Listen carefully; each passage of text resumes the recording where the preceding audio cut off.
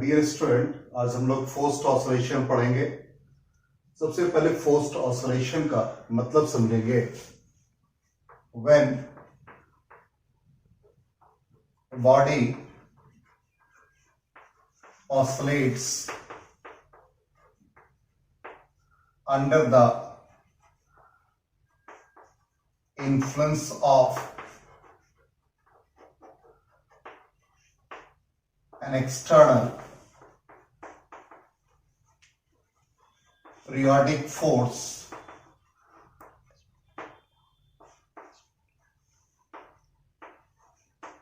but not with its own natural frequency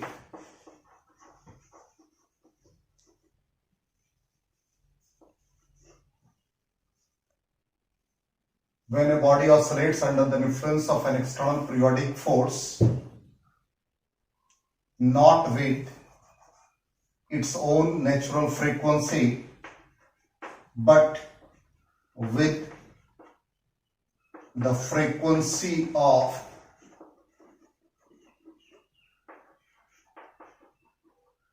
an external periodic force, then the oscillation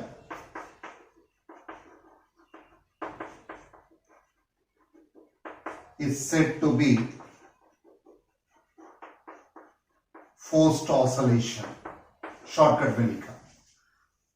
इसका मतलब यह है कि कोई भी बॉडी ऑसिलेट करेगा तो एक्सटर्नल पीरियोडिक फोर्स के इन्फ्लुएंस से। इसका जो नेचुरल फ्रीक्वेंसी है, इस फ्रीक्वेंसी को हम लोग ओमेगा नॉट से रिप्रेजेंट करेंगे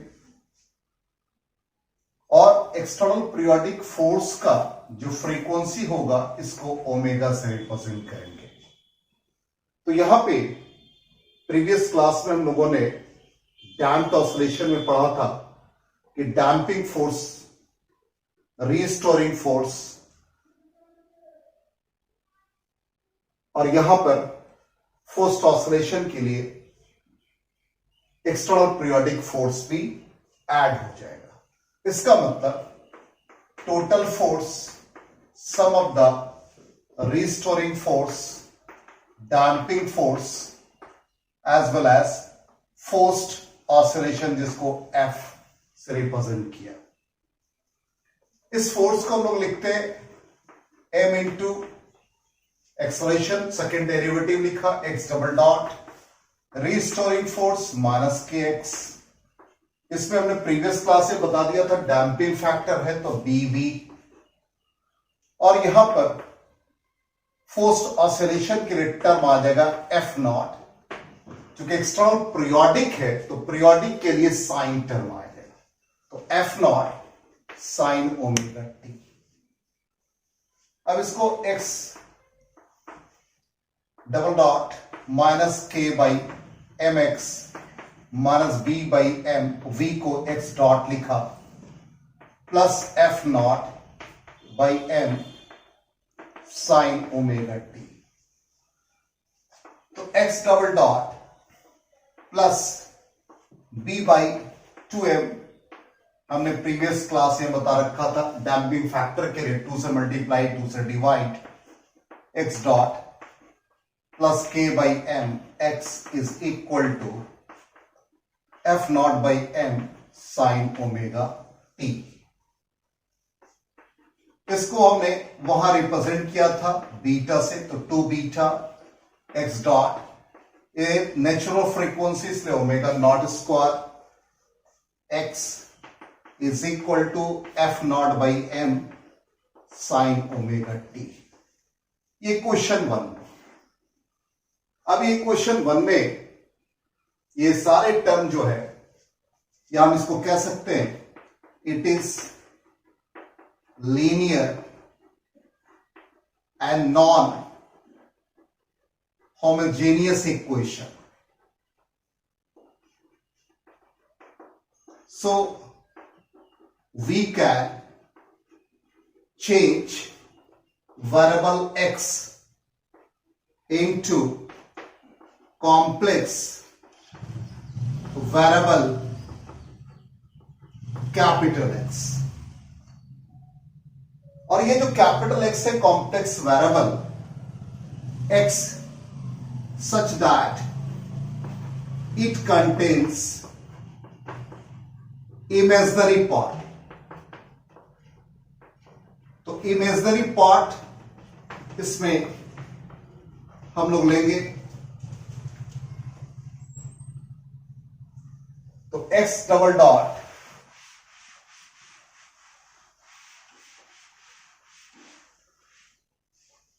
को कैपिटल एक्स से रिप्लेस कर दिया plus 2 beta X dot plus omega not square x.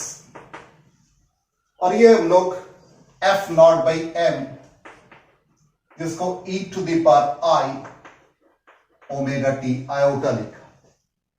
e to the power iota theta आप जानते हैं cos theta plus iota sine theta. तो हमने कहा कि इसमें इमेजिनरी पार्ट लेंगे तो इमेजिनरी पार्ट के लिए हमने आयोटा ओमेगा टी यूज किया, रियल पार्ट को नहीं ले रहे।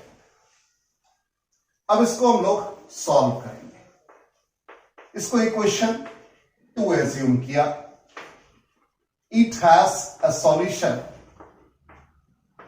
x is equal to x naught e to the power I omega t।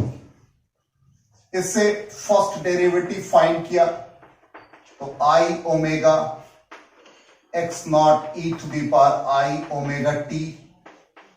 x double dot निकाले तो माइनस आयोटा स्क्वायर हो जाएगा तो minus omega square x naught e to the power I omega t।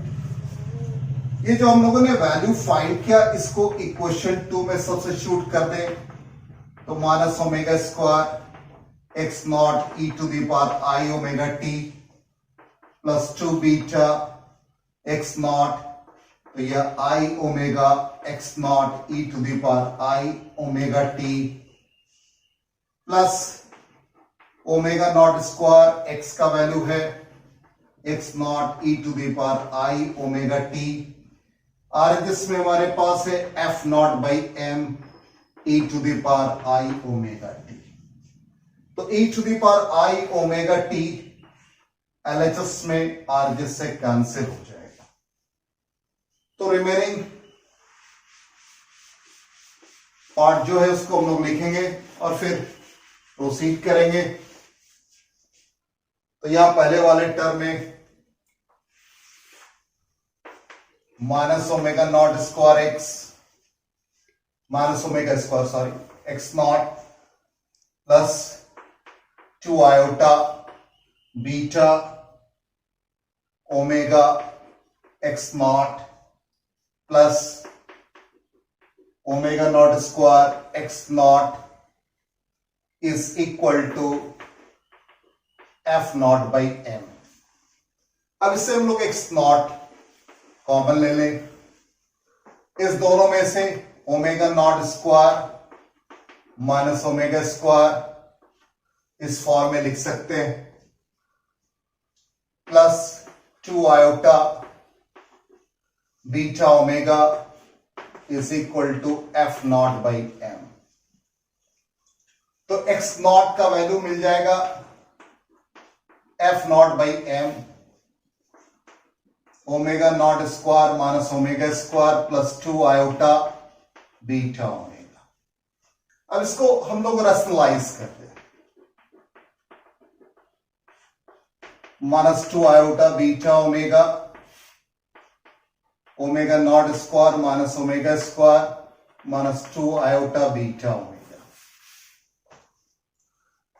इसे f naught by M omega not square minus omega square 2 iota beta omega whole divide by इस पूरे term को solve कर लें तो ये plus b into a minus b a square minus b square तो omega not square minus omega square का whole square और ये माइनस होगा तो iota square minus minus plus दे देगा, तो ये 4 बीटा स्क्वायर ओमेगा स्क्वायर हो जाएगा।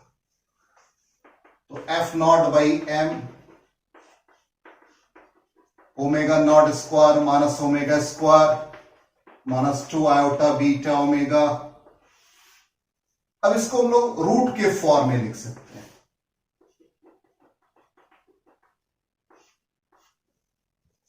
Whole square plus 4 beta square omega square.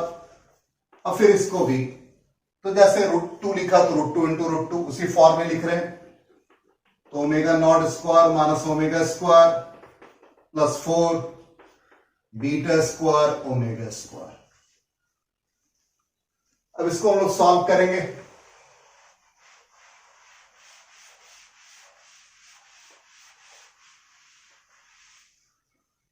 तो x naught is equal to F naught by M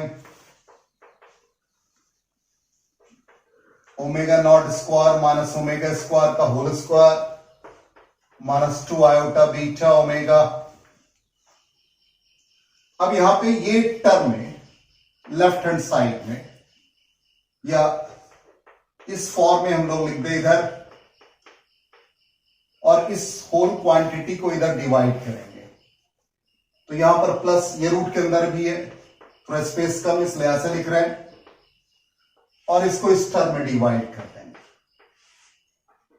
तो omega not square minus omega square का whole square plus 4 beta square omega square. तो ये f naught by M omega not square minus omega square का whole square plus 4 beta square omega square. ये term इसमें divide करेंगे और इसमें भी डिवाइड करेंगे। Omega not square minus omega square का whole square root omega not square minus omega square का whole square plus 4 beta square omega square plus minus यहां लिख देंगे 2 आयोटा बाहर रख दे, तो 2 बीटा ओमेगा डिवाइड बाई ये डिनोमिनेटर में ये टर्म होगा omega not square minus omega square का whole square plus 4 beta square omega square. तो ये f naught by m root में omega not square minus omega square plus 4 beta square omega square, ये cos phi को represent करेगा plus iota sine phi, जिसको हम लोग कॉम्प्लेक्स टर्म में लिख सकते हैं। तो F naught by M under root omega square minus omega square ये होल स्क्वायर होगा plus 4 beta square omega square, और ये e to the power iota phi को रिप्रेजेंट करेगा। हम लोगों ने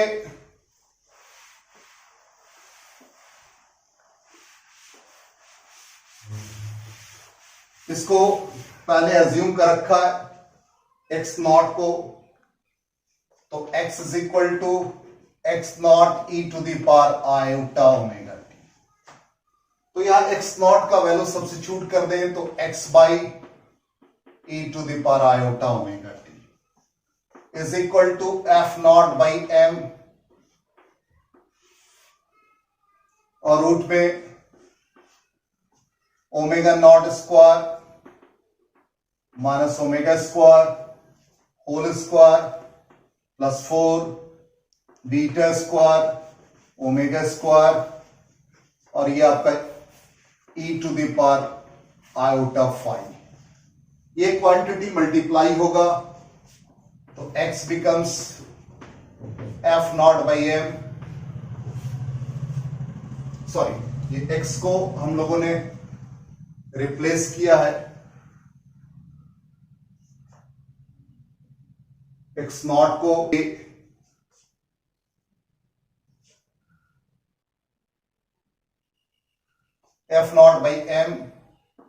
under root omega not square minus omega square whole square plus 4 beta square omega square, और ये e to the power iota common ले लेंगे तो ओमेगा टी प्लस 5। अब फाइनली ये हमारा इमेजिनरी पार्ट है, तो इस कंडीशन में जब रियल पार्ट लिखेंगे तो x is equal to F naught by M omega square omega not square minus omega square का whole square plus 4 beta square omega square, it is sine omega t plus 5। तो इस तरह से हम लोगों ने x का सॉल्यूशन फाइंड किया। अब ये हमारा एम्पलीट्यूड हो जाएगा। अब एम्पलीट्यूड को हम लोग इस फॉर्म में भी लिख सकते हैं, थोड़ा एक स्टेप और सिंप्लीफाई कर दें, m को रूट के अंदर ले जाएं तो ये m omega naught minus omega square इसका होल स्क्वायर हो जाएगा प्लस ये 2m बीटा ओमेगा का whole square into sine omega t plus 5। तो एम्पलीट्यूड ऑफ ऑसिलेशन हम लोगों को ये मिला फाइनली। तो x इज इक्वल टू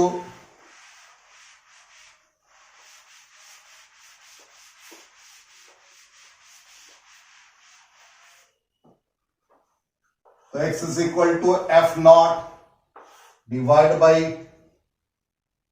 इसको रिपीट कर रहे हैं या लिख रहे हैं दोबारा से, m omega not square omega square का होल स्क्वायर है plus 2 m omega beta whole square sine omega t plus 5। तो हमने कहा कि ये एम्पलीट्यूड को रिप्रेजेंट कर रहा है, तो a लिख दे, तो a sign omega t plus 5। इसका मतलब यहां पर जो एक्सप्रेशन आया उसमें ये पीरियोडिक फोर्स का फ्रीक्वेंसी है, और इस एम्पलीट्यूड में इसका पीरियोडिक फोर्स का एम्पलीट्यूड है या m omega not square minus omega square का whole square plus 2m omega beta का होल स्क्वायर। हम लोगों ने b/2m को बीटा लिखा था, तो इसको बीटा से रिप्लेस कर दे या b से डैम्पिंग फैक्टर से, तो m omega not square minus omega square का होल स्क्वायर, तो यहां पर 2m बीटा ये टर्म b हो जाएगा, तो ये b ओमेगा होल स्क्वायर।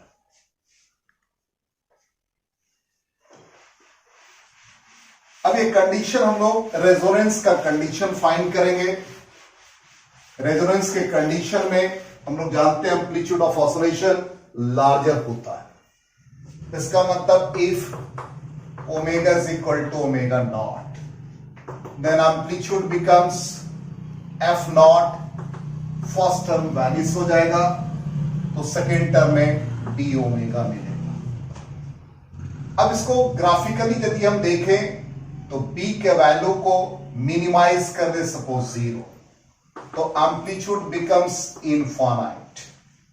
इसका मतलब एक ग्राफिकल रिप्रेजेंटेशन देखें एम्पलीट्यूड ऑफ ऑसिलेशन और फ्रीक्वेंसी रेजोनेंस कंडीशन में ओमेगा नॉट, तो इस कंडीशन में ग्राफिकली ये इंफिनिटी को रिप्रेजेंट कर रहा है, तो ग्राफ ऐसा आ गया जिस समय b का वैल्यू 0 है।